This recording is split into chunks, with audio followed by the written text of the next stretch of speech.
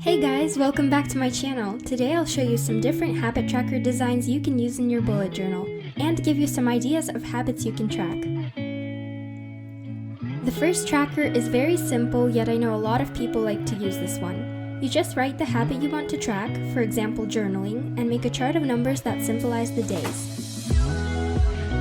You can also combine charts of habits all together instead of making single fragments. Some more habit examples are tracking your workouts and reading. Here I decided not to number the days and to track these habits using dots and X's. Basically, I'm just showing you different styles you can use. Of course, it's much easier if the month has 30 days because you can divide it by 2. However, if the month contains 31 days, you can just separate the last box. I use these next habit trackers a lot, and in order to make them, you have to take a look at the calendar to figure out the layout. The layout I have is made for June 2020. You can number the days like I did on my first example, or just line out boxes without using numbers, or combine everything. More habit tracker ideas are meditation, dance, and skincare. The next trackers are somewhat similar to the last ones, but instead of boxes resembling the days, I use different shapes such as hearts, circles, and squares. Again, you have to take a look at the calendar to figure out the correct layout of the days. I'll remind you that the layout I have on my examples is for June 2020. And some more habits you can track are vitamins, piano, and no sweets. Over here I have this interesting circle tracker.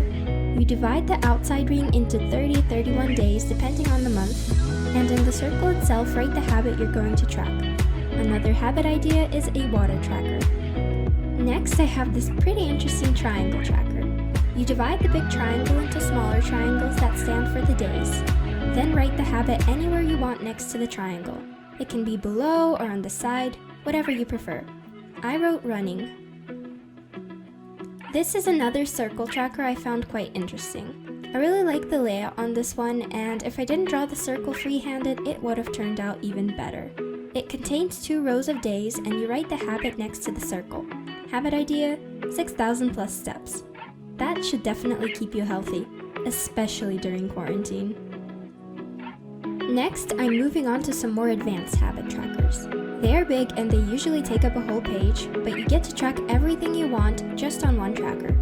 I'm going to show you some examples using a square and circle, but you can actually use any geometric shapes you want, even hexagons, which actually look pretty cool. However, it's easier to prepare a square template as the dots on your bullet journal will guide you. Basically, you just make a square and cut out about 1/8 for space to write the habits down. Then you divide the other part, the bigger one, into 30 or 31 days and make more squares inside the big square. The more squares you draw, the more habits you can track. Some more habit ideas for you are healthy food, stretching, flossing, singing, drawing, and bullet journaling. And then I made a tracker that's exactly like the square one but in a circle shape.